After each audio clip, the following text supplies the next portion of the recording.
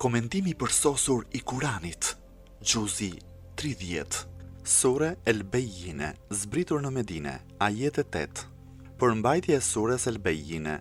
Dihet se kjo sure ka zbritur në Medine sepse edhe përmbajtja e saj tregon dhe dëshmon po këtë gjë, sepse në të flitet vazhdimisht për njerëzit e librit. Gjithashtu dim se myslimanët kanë pasur më shumë punë me njerëzit e librit në Medine. Flitet për çështjen e namazit dhe të zekatit. Është e vërtetë që zekati është përhapur në Mekë, por zyrtarisht është zbatuar në Medine. Sidoqoftë, kjo sure flet për profecinë e profetit Muhammed, paqja e bekimi i Allahut qoftë mbi të dhe mbi familjen e tij, dhe tregon argumente e shenjë të qarta për profecinë që ata më parë po e prisnin. Por kur erdhi dita e ardhjes së profecisë, një grup për shkak të interesave materiale dhe ekonomike i bën rrjedhi këtij fakti. Bashkangjitur me këtë, kjo e vërtet është e parë të gjitha fetë e tjera, sepse parimi i ftesës së profetëve është ftesa për besim, njohshmëri, namaz dhe agjërim. Të gjitha këto janë parime të qëndrueshme dhe të përhershme në të gjitha fetë qiellore. Në pjesën tjetër të kësaj sureje flitet për çështje të ndryshme të besimtarëve të librit dhe të jo besimtarëve, çështje që qartësohen përballë Islamit. Ata që besuan dhe bën vepra të mira janë krijesat më të përzgjedhura dhe më të mira, ndërsa ata që përzgjodhen në rrugën e kufrit, të shirkut e të mëkatit konsiderohen si krijesat më të këqija. Kjo sure ka emra të ndryshëm, emra që janë përzgjedhur në përputhje me shkronjat e saj. Emrat më të njohur të saj janë Bejjine, Lem Yekun si dhe Qiyame. Mirësitë e leximit të sures El Bejjine. Në një transmetim të profetit Muhammed, paqja e bekimi i Allahut qoftë mbi të dhe mbi familjen e tij, për sa u përket mirësive të kësaj sureje thuhet, nëse njerëzit do ta dinin se sa mirësi dhe bekim ka recitimi i saj, do ta kishin braktisur familjen dhe mallrat e tyre dhe do t'i ishin kushtuar leximit të saj. Një burr nga fisi Khuzaa tha: "O i dërguari i Allahut, paqja e bekimi i Allahut qoftë mbi të dhe mbi familjen e tij, çfarë mirësie ka leximi i saj?" Profeti tha: "Këtë sure nuk e reciton asnjë hipokrit dhe asnjë person që ka dyshim dhe frikë në zemrën e tij. Betohem në Zot, engjëjt e recitojnë atë që nga momenti që është krijuar toka dhe qiejt, ata nuk përtojnë ta recitojnë. Çdo kush që reciton natën atë, Allahu i vendos engjëjt roje që ta mbrojnë dhe ta ruajnë fen dhe këtë botë. Engjëjt kërkojnë falje, luten për ata që e lexojnë natën këtë sure. Nëse ata do ta lexojnë ditën, ata do të marrin mirësinë që përmbledh dita që ndriçon si dhe nata." Ajetet nga 1 deri te ajeti 5. Bismillahirrahmanirrahim. Lem yekun alladhina kafaru min ahli alkitabi wal mushrikina munfakkina hatta ta'tiyahumul bayyina. Rasulun min Allahi yatlu suhufan mutahhara fiha kutubun qayyima wama tafarraqa alladhina utul kitaba illa min ba'di ma ja'atuhumul bayyina wama umiru illa liya'budu Allaha mukhlisina lahu ad-din hunafa'a wa yuqimu as-salata wa yu'tu az-zakata wa dhalika dinul qayyima. Me emrin e Allahut, të gjithë mëshirshmit, mëshirëplotit, ata që nuk besojnë prej thtarëve të librit dhe idhujtarëve, nuk do të largoheshin nga mosbesimi i tyre derisa t'u vinte dëshmia e qartë. Një i dërguar nga Allahu, i cili t'u lexonte faqe të pastra, Kuranin, të cilat përmbanin rregulla të drejta. Ata që u ishte dhënë libri u përçan vetëm atëherë kur u erdhi dëshmia e qartë, e megjithatë ata që janë urdhëruar vetëm që ta adhuronin Allahun me përkushtim të sinqert, duke qenë në fenë e pastër të Ibrahimit, si dhe të falnin namazin e të jepnin zeqatin. Kjo është feja e drejtë. Komentimi. Kjo është feja e pastër.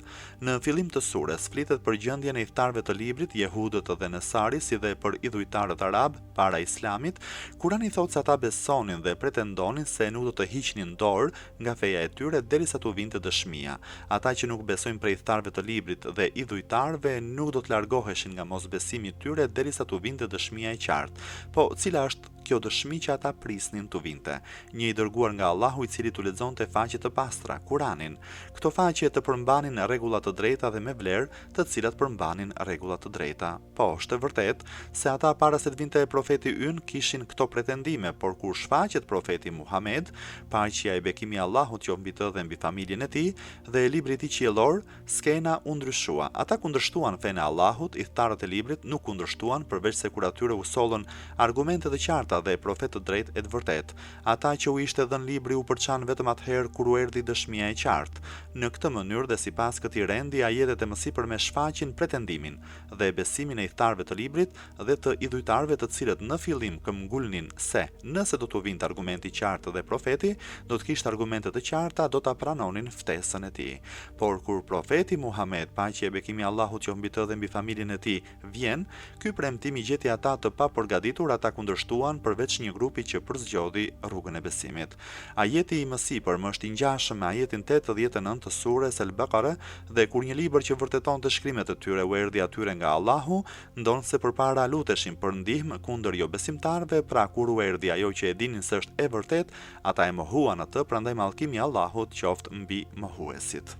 Ne e dim se jo vetëm udhëtarët e librit i kishin të tilla pretendime, por edhe jo besimtarët arab, që i konsideronin udhëtarët e librit si më të mençur dhe më të ditur, i ndiqnin ato. Por kur erdhi dita dhe dëshira e tyre u realizua, ata ndruan në rrugë, shkuan nga rruga e kundërshtimit. Një grup komentuesish kanë një tjetër besim përsa i përket komentimit të këtyre ajeteve. Komentuesit tonë se ata nuk hiqnin dorë nga feja e tyre si dhe nuk ndaheshin nga ajo fe, derisa për ta të vinte një argument i qartë. Por kur argumenti dhe profeti erdhi, ata besuan. Ajetet e mëposhtme tregojnë se nuk është ashtu, ata nuk besuan përveç një grupi prej tyre. Pra nëse qëllimi është për një grup prej tyre, atëherë bëhet fjalë për imanin e atij grupi, edhe pse janë pakic.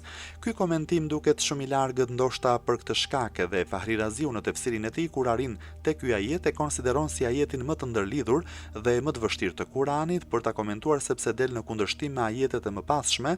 Ai për të zgjidhur problemin nuk citon asgjë, duke thënë se komentimi më i mirë është ai që u tha më lart. Këtu ekziston edhe një komentim i tretë, thuhet se idhujtarët dhe udhëtarët e librit nuk i braktis në gjendjen e tyre, pra nuk i la ashtu si janë, por atyre u shpallet argumenti, u tregohet rruga e drejtë. Ndaj dhe është dërguar profeti Muhammed, paqja e bekimi i Allahut qoftë mbi të dhe mbi familjen e tij, për t'i udhëzuar ata. Ky ajet citon rregullin e mirësisë që bëhet në shkencën e kelamit, që Allahu për çdo popull do të sjellë argumentin e qartë për të përfunduar misionin. Ndërkohë që qëllimi i fjalës bejine në këtë rast është i qartë sepse ajeti ka për qëllim të dërguarin e Allahut, paqja e bekimi i Allahut qoftë mbi të dhe mbi familjen e tij, i cili ishte duke recituar Kuranin. Fjala suhuf është shumë si fjalës sahife, që ka kuptimin të shkruash mbi letër, ndaj dhe në këtë rast qëllimi është për përmbajtjen e letrave sepse ne e dim që profeti Muhammed, paqja e bekimi i Allahut qoftë mbi të dhe mbi familjen e tij, nuk ka lexuar kurrë gjë mbi letra. Fjala mutahharatun ka kuptimin e pastër apo të qenit e pastër prej çdo shirku, gënjeshtre, pavlefshmërie, si dhe e pastër me kuptimin e pastër edhe prej shejtanit dhe xhinëve dhe njerëzve për të mos pasur mundësi të fusin hundët në të. Allahu në ajetin 42 të sures Fussilet thot, atij nuk mund t'i afrohet gënjeshtra nga asnjëra anë. Fjalia të cilat përmbanin në rregulla të drejta tregon faktin se në këtë faqe qiellore nuk ka asnjë çështje të shkruar keq apo të jetë gënjeshtër. Prandaj fjala kutub ka kuptimin maktubat të shkruara ose ka kuptimin ligje dhe rregulla që janë përcaktuar nga ana e Allahut. Fjala el-kutub ka edhe kuptimin përcaktim ligji, sikurse edhe thuhet o besimtar, ju është urdhëruar agjërimi ashtu si u ishte urdhëruar atyre para jush që të mund të ruheni nga të këqijat. Kështu në këtë mënyrë edhe fjala qayyime ka kuptimin e drejtë, e fortë, e qëndrueshme, e vlefshme. Të gjitha këto kuptime që u than e përmbledhin atë, pra kuptimin e saj. Është edhe një koment tjetër, librat e mëparshëm janë cënuar, pra është vënë dorë mbi ta dhe ka ndryshuar kuptimin, ndaj është thënë se ky libër Kurani është i vlefshëm. Duhet të kihet kujdes se në ajetin e parë udhëtarët e librit janë parësor ndaj mushrikëve. Në ajetin e katërt flitet vetëm për udhëtarët e librit dhe për jo besimtarët mushrik nuk thuhet gjë, ndërkohë që ajeti përfshin të dy grupet. Ky lloj interpretimi ndoshta është për faktin se udhëtarët e librit në këto programe ishin më kryesorët, ndërsa mushrikët i ndiqnin ata, silleshin si ata. Udhëtarët e librit ishin më fetar sepse kishin dietar të ndryshëm, ndaj dhe për këtë shkak janë në pozitë dhe grad më të lartë se jo besimtarët mushrik, ndaj dhe kundërshtimi i tyre ishte i shëmtuar dhe në vetvete përmbante kritik. Më tej ishin udhëtarët e librit dhe pas tyre mushrikët, ata që u kritikuan dhe u qortuan duke u kërkuar llogari se pse e kundërshtuan këtë fe të re. Disa u bën besimtarë, disa u bën qafir, ndërkohë që në këtë fe atyre nuk u është dhënë asnjë urdhër përveç se ta adhurojnë Allahun, të ndajnë adhurimin dhe adhurimin karshi Allahut ta kenë të pastër. të rinë larg çdo lloj shirku, le t'i afrohen njëshmërisë së Allahut, le të falin namazin dhe le të japin zekatin. E megjithatë ata që janë urdhëruar vetëm që ta adhuronin Allahun me përkushtim të sinqert, duke qenë në fenë e pastër të Ibrahimit, si dhe të falnin namazin e të jepnin zekatin. Kjo është feja e drejtë. Më pas shton se kjo fe është fe e drejtë dhe e qëndrueshme. Disa komentues fjalën "wa ma umiru" e megjithatë ata që janë urdhëruar e kanë komentuar kështu. Kjo fjalë tregon për udhëtarët e librit. Në fenë e tyre ekzistonte çështja e njëshmërisë, e namazit dhe e zekatit. Këto çështje ishin të qëndrueshme, por ata nuk qëndruan besnik ndaj këtij urdhri. Një tjetër çështje që trajtohet në fenë islam është fakti se edhe në islam nuk kanë ardhur rregulla të tjera përveç të uhidit të pastër, namazit dhe zekatit, si dhe të ngjashme me këtë. Këto janë çështje të njohura, ata nuk i pranojnë dhe në pranimin e tyre ata kanë kundërshtime.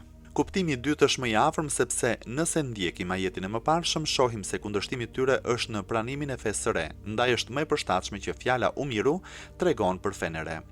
Nëse i kalojmë të gjitha këto, kuptimi i parë është i drejtë për udhëtarët e librit, ndërsa idhujtarët nuk i përfshin, ndërkohë që kuptimi i dytë i përfshin të gjithë.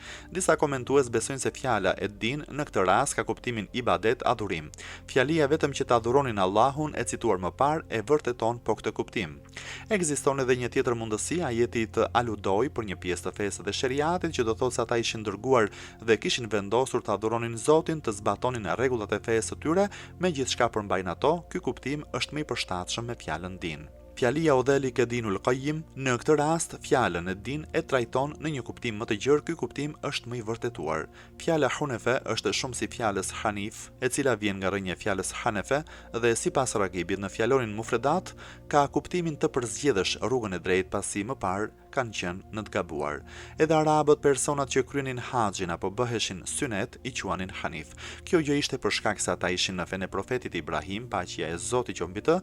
Uhnef quhej ai person që ka këmbën të shtrembër. Në të gjitha librat e ndryshëm të fjalorëve shikohet se kjo fjalë në origjinal është përdorur me kuptimin i shthurur në rrugë të gabuar, por në Kur'an dhe në hadithe ka kuptimin i dal nga shirku që merr rrugën e drejtë, ka tauhidi i udhëzuar. Përzgjedhja e këtij interpretimi në origjinë mund të ketë pasur kuptimin i dal nga rruga, sepse popujt idhujtar e kanë përdorur këtë për ata idhujtar që kanë lënë idhujt dhe janë drejtuar drejt tauhidit. Prandaj dhe për popullatën islame, ky interpretim dal ngadalë ka zënë vendin e udhëzimit në rrugë të drejtë. Kuptimi më i drejtë është tauhidi i pastër, njëshmëria e Allahut si dhe largimi prej çdo lloj ekstremizmi, por nuk duhet harojmë se këto janë kuptime dytësore të kësaj fjale. Fjalia Dhalik e Dinul Qayyim kumton se këto parime, pra tauhidi i pastër, namazi, vëmendje ndaj krijuesit, zekati, vëmendje ndaj krijesave, janë ndër parimet e qëndrueshme dhe të përhershme të të gjitha feve, por mund të themi se këto janë të ngulitura në vetë natyrën e njeriut, sepse nga një anë, natyra e njeriut është e tillë që të çon drejt çështjes së tauhidit, natyra e njeriut e fton atë që të falënderojë dhe fton që ta njohë krijuesin. Nga ana tjetër, shpirti i njeriut dëshiron të ndihmojë njerëzit në nevojë, prandaj rrënjët e këtyre urdhrave janë të ngulitura në zemrën dhe shpirtin e njeriut. Këto rregulla janë të vendosura jo vetëm në tekstet e mësimeve të gjithë profetëve të mëparshëm, por edhe të profetit Muhammed, paqja e bekimi i Allahut qoftë mbi të dhe mbi familjen e tij.